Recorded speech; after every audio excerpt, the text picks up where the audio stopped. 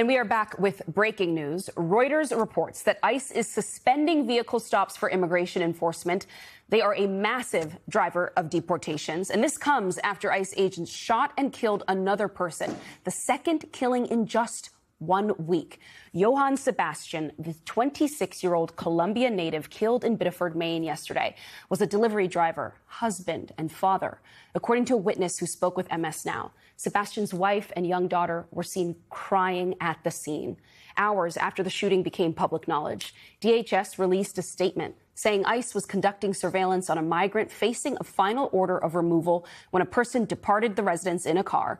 ICE agents attempted to stop the vehicle, they say, and DHS says an officer opened fire, quote, fearing for public safety. But they have not provided any evidence to support those claims. The driver, who we now know was Sebastian, was hit by gunfire and later died. Maine Senator Angus King says DHS Secretary Markwayne Mullin has since told him that Sebastian wasn't the intended target of the operation. A nearby surveillance camera captured video showing the moments after the shooting. And I have a warning, it is difficult to watch.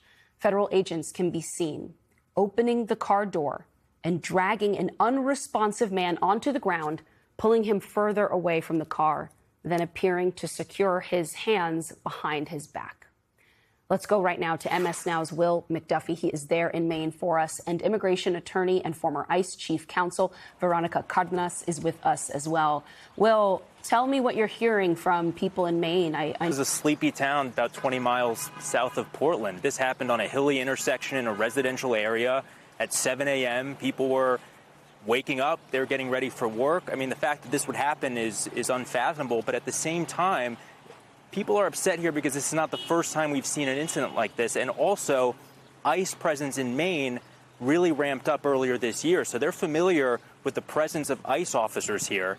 And here at this park yesterday, there was a protest with a ton of people, including Senate candidates who showed up.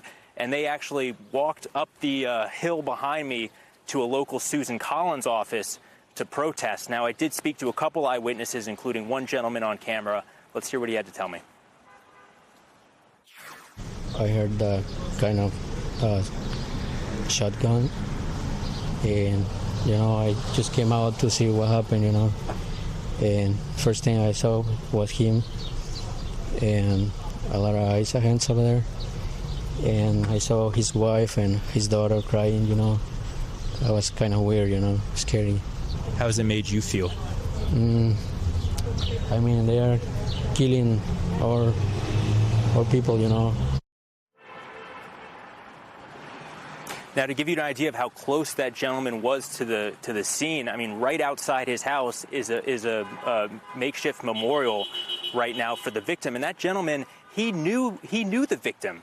He said he was a family man, had a beautiful family, a wife and a young daughter, both of whom he said were on the scene yesterday. That's how he was able to identify them. He said the victim was a delivery driver. He reportedly was driving to work. And Tony, it's just so tragic all around. It's incredibly heartbreaking. Veronica, I want to get your reaction to what we just heard from that man there. As he's saying basically that it feels like ICE, that federal agents are going after us, his community. Given what we've seen happen in Maine, what we know is happening in Texas right now, there is continued outrage and protests over the killing of Salgado Araujo there. I want just your reflection on what's happened over the past 7 days. Yeah, and I've frustration.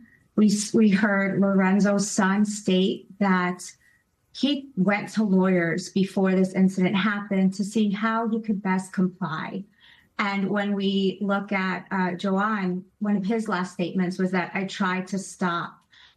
Have a very vulnerable immigrant community and their allies who are trying to comply with ICE directives, who are trying to comply with what ICE wants so that these situations do not happen. And there's so much focus on communities, right? Like even in the statement that was put out, this illegal alien, that is not true. This person was going through the process, Johann. He had a work authorization. He was going through the process that the administration has laid out for non-citizens to go through.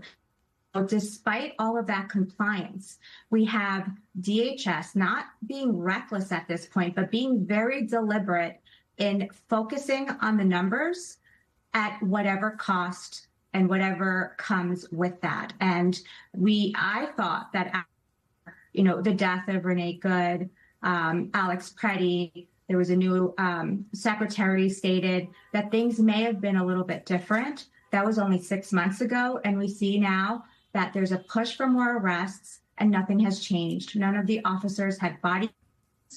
And it's the same rhetoric stating that, they tried to weaponize vehicles instead of really looking at what DHS must do to ensure that this doesn't happen again.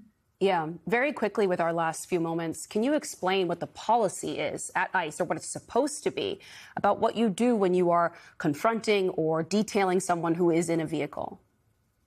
The first thing is that they should be identifying themselves. Without that directive, then the person who's driving doesn't know. Like we spoke, non-citizens right now are targeted not only by ICE, but actors. Lorenzo's son stated that he had been the victim of a robbery before. And so it's really important that ICE identify themselves and state verbally the commands that they want the person to do. And if that's not done, then that would and escalates circumstances and leads to the deaths that we've been seeing. The other thing is that there shouldn't be shooting into vehicles, especially in these situations. I know the investigations are still ongoing, but what we've seen from the past, those shootings were not because it wasn't for officer safety. And in the case of Joanne, ICE officers didn't even say it was for their own safety. It was for public safety. And it certainly would help if we had body cameras in these cases, but we do not. Veronica Cardenas, Will McDuffie, thank you both so much.